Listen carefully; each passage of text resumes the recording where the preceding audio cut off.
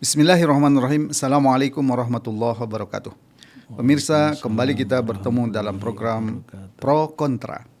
Kita masih menghadirkan Ustadz Siddiq Al-Jawi, pakar fikih politik ketatanegaraan yang akan membahas pro kontra seputar negara, seputar khilafah. Assalamualaikum Ustadz. Waalaikumsalam warahmatullahi wabarakatuh. Kalau episode sebelumnya Ustadz sudah menjelaskan karakter yang sangat membedakan antara khilafah dengan yang sistem yang lain. Pertama, akidahnya adalah akidah Islam, yang kedua hukumnya adalah syariat Islam. Ya. Tapi ada muncul begini Ustadz, bagaimana dengan Saudi? Nah, itu contoh yang mengklaim juga mendasarkan kepada akidah Islam. Demikian juga diatur berdasarkan syariat Islam. Tapi Saudi kelihatan nggak mau juga kalau disebut khilafah. Bagaimana menurut Ustadz?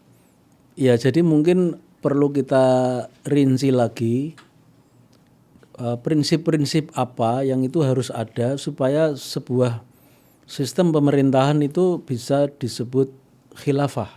Nah, rinciannya itu ini yang nanti akan bisa menjelaskan perbedaan khilafah itu dengan Arab Saudi. Walaupun bisa jadi Arab Saudi mengklaim dasar negaranya adalah akidah Islam atau tauhid dan hukum-hukumnya adalah syariah. Nanti akan terlihat perbedaannya. Jadi ada prinsip-prinsip sistem pemerintahan dalam Islam.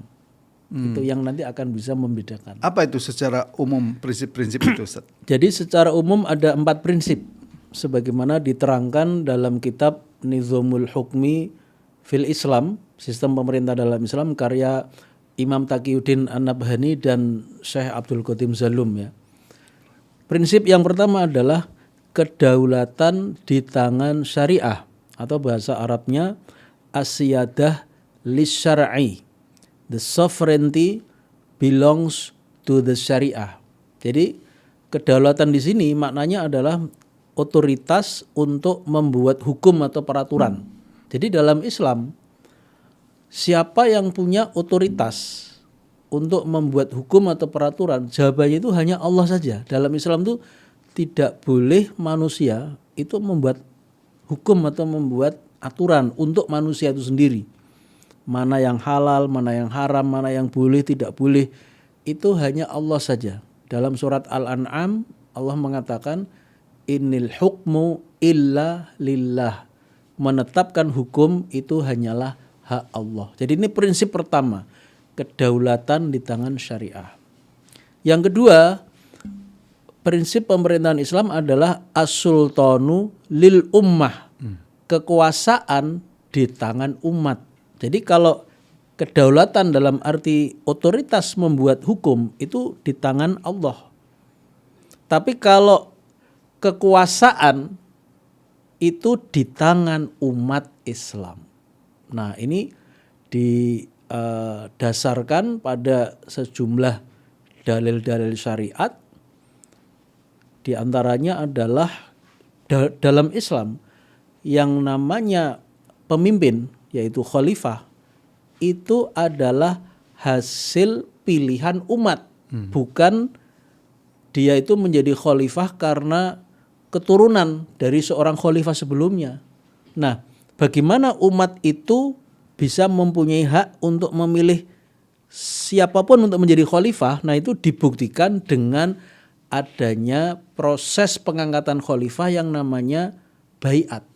Jadi baiat itu hak umat, hak yang dimiliki oleh umat untuk memilih siapapun yang dikehendakinya untuk menjadi pemimpin. Jadi bukan warisan atau ditunjuk bukan. begitu ya? Jadi as-sultan lil ummah itu memiliki konotasi atau memiliki pengertian bahwa kekuasaan itu bukan dimiliki oleh golongan atau keluarga tertentu, tapi dimiliki oleh umat. Nah, karena dimiliki oleh umat, untuk bisa melaksanakan kan berarti nggak bisa umat bersama-sama, harus ada satu orang yang menjadi amirnya atau pemimpin umat. Sesuai dengan hadis Nabi, kalau ada 3 orang dari kamu yang ada dalam satu perjalanan, kamu wajib memilih satu saja dari 3 itu untuk menjadi pemimpin. Nah, umat ini kan banyak.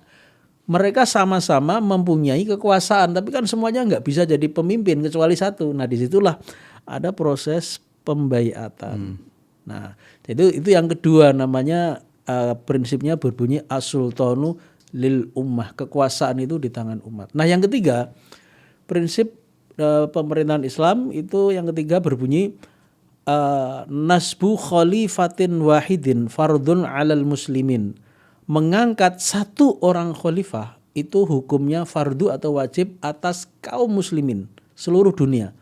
Jadi yang ketiga ini mempunyai dua pengertian. Yang pertama adalah adanya kewajiban umat untuk memilih satu saja pemimpin. Jadi dalam Islam itu untuk seluruh kaum muslimin di dunia itu hanya boleh ada satu pemimpin atau satu khalifah ya. Di dalam satu hadis Rasulullah mengatakan idza buyi'a li khalifataini faqtulul akhira minhuma. Jika dibaiat dua orang khalifah maka bunuhlah yang terakhir dari keduanya. Riwayat Imam Muslim. Jadi ini prinsip sistem pemerintahan yang ketiga, bahwa umat mempunyai kewajiban mengangkat satu orang khalifah saja, yang ini menjadi kewajiban kaum muslimin di seluruh dunia. Ya. Nah, kemudian yang terakhir yaitu sistem pemerintahan Islam itu ada prinsip yang keempat yang bunyinya itu lil khalifati wahdahu haqqu tabanni al-ahkam asy-syar'iyyah wa huwa yasunnud dustura wal qawanin. Hanya khalifah saja yang berhak mengadopsi hukum-hukum syariat dan melegislasikan undang-undang dasar dan semua perundang-undangan. Nah, ini memiliki pengertian begini. Jadi ketika dalam sistem pemerintahan Islam itu ada khalifah, mungkin juga ada perangkat yang lain, majelis umat. Itu kita jangan keliru menganggap atau mengasumsikan yang punya hak legislasi itu majelis umat, karena ini orang kan sering menyamakan dengan demokrasi. Nah, Islam itu beda, yaitu siapa yang punya hak legislasi hukum. Nah, itu adalah khalifah, bukan majelis umat. Dan tentunya yang dilegislasikan itu adalah hukum syariat. Artinya sumber hukumnya itu adalah sumber hukumnya dari Al-Quran dan As-Sunnah. Ini yang membedakan dengan demokrasi ya. Ya, ya. Jadi itulah empat prinsip atau bahasa Arabnya itu kaidah ya dalam sistem pemerintahan Islam atau khilafah tadi. Ya, ini tentu menarik untuk didetailkan, tapi pada kesempatan lain, Ustaz. Nah, ya, sekarang saya ingin memunculkan pertanyaan yang sering muncul ya.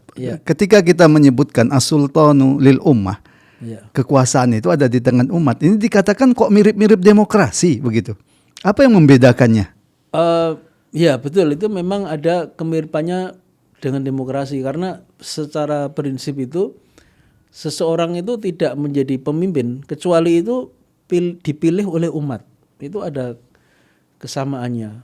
Tapi nanti ada perbedaannya, itu adalah walaupun sama-sama dipilih oleh umat pemimpin itu, setelah dia berkuasa itu hukum apakah yang akan diterapkan. Nah, di sini bedanya. Sama-sama dipilih oleh umat, tapi kalau dalam Islam setelah penguasa itu dipilih oleh umat, dia tidak boleh kecuali menerapkan syariat.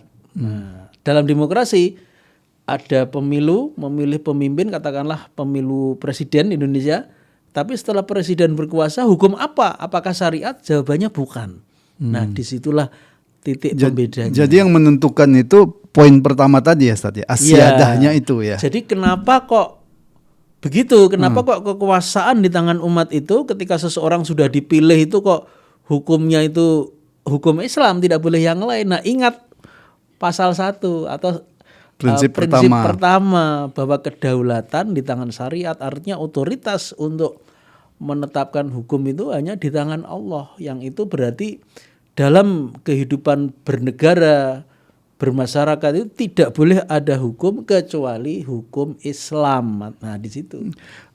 Tentang poin ketiga, Ustaz ya, kewajiban mengangkat khalifah yang satu. Ada yang mengatakan itu mustahil, itu tidak mungkin, karena kita ini sekarang sudah dalam posisi adanya negara-negara bangsa, ya, dan itu mustahil kemudian untuk disatukan, bahkan dengan logika yang tampaknya masuk akal dengan mengatakan jangankan menyatukan negara-negara yang Islam di dunia ya, atau negara-negara Muslim di dunia, kunut dan tidak kunut saja kita nggak bisa bersatu. Kira-kira bagaimana menjelaskan ini, Ustaz? Ya, jadi kalau orang mengatakan begitu, dia harus melihat negara-negara besar yang lain yang itu jumlah penduduknya itu miliaran. Tapi kenapa kok mereka bisa menjadi sebuah negara? Pertama, Cina, kedua itu adalah India. Itu miliaran jumlah penduduknya. Termasuk Amerika ya. Kalau Amerika belum sampai miliaran. Belum sampai miliar ya. Nah, kenapa kok Cina penduduknya itu miliaran, lebih dari 1 miliar, bisa satu? India juga. Kenapa kita ini umat Islam ini kok belum apa-apa sudah mengatakan mustahil, tapi tidak belajar dari negara-negara lain yang itu jumlahnya ya banyak, ratusan juta bahkan lebih dari 1 miliar, tapi mereka bersatu. Jadi menurut saya persoalannya itu bukan mustahil atau tidak mustahil, tapi kita itu punya kehendak atau tidak, punya niat atau tidak. Kalau jawabannya begini, Ustaz, Cina itu bisa bersatu karena nationnya sama, Cina. India itu bisa bersatu karena nationnya sama, India. Nah, kita itu nationnya itu berbeda-beda di dunia Islam ini. Bagaimana kalau ada berargumentasi seperti itu?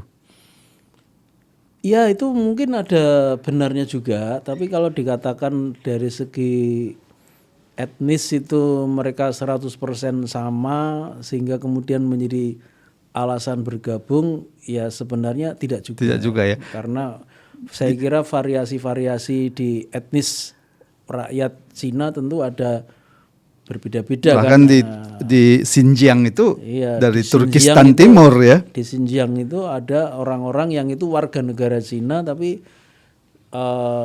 secara agama kan beda. Jadi artinya Muslim, kan gitu. untuk pertanyaan itu kan apa yang menyatukan, kan itu yang sebenarnya yang paling penting ya. Kalau negara bangsa itu disatukan oleh nation, sebenarnya umat Islam juga bisa bersatu kalau disatukan oleh akidah Islam. Oleh akidah. Makanya itu dalam kitab At-Tafkir, Syekh Taqiyuddin An-Nabhani itu mendefinisikan apa itu umat dan apa itu bangsa atau asy'abu. Al-ummah, kata beliau, yang namanya umat itu adalah majmu'atun minan nasi tarbutuhum aqidatun wahidatun. Jadi yang disebut umat itu adalah sekumpulan manusia yang diikat oleh akidah yang sama, keyakinan dasar yang sama.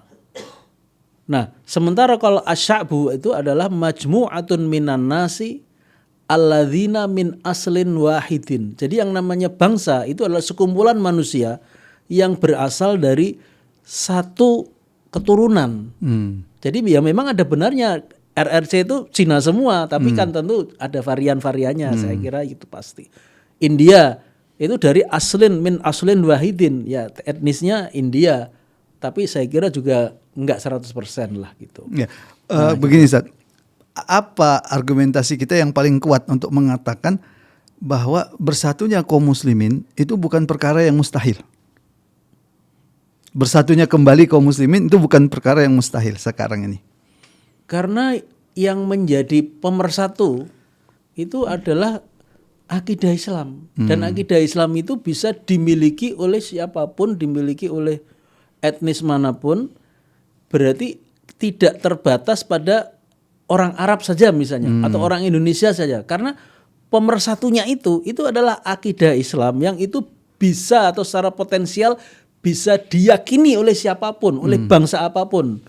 Bangsa Indonesia bisa berakidah Islamiyah, menjadi muslim berakidah Islam. Orang Cina dia bisa berakidah Islamiyah. Orang Barat bisa berakidah Islamiyah. Nah, ketika masing-masing itu sudah punya akidah Islamiyah, itu berarti sudah mempunyai alat pemersatu. Jadi itu yang penting, itu ya akidah Islamiyah itu yang perlu kita kita sampaikan kepada umat ini loh. Kalian itu sudah punya alat pemersatu. Akidah Islamiyah itulah yang membuat kita ini satu gitu. Tinggal masalahnya mau atau tidak mau. Iya, itu masalah kehendak berarti kan, atau niatan. Niat kita, bukan gitu. persoalan mungkin atau tidak mungkin. Kalau mau apapun bisa kita lakukan Bisa, saja. insya Allah. Kalau tidak mau mengangkat satu batang pensil pun mungkin tidak bisa ya, kalau Iya. tidak mau. Terima kasih Ustadz Siddiq Aljawi.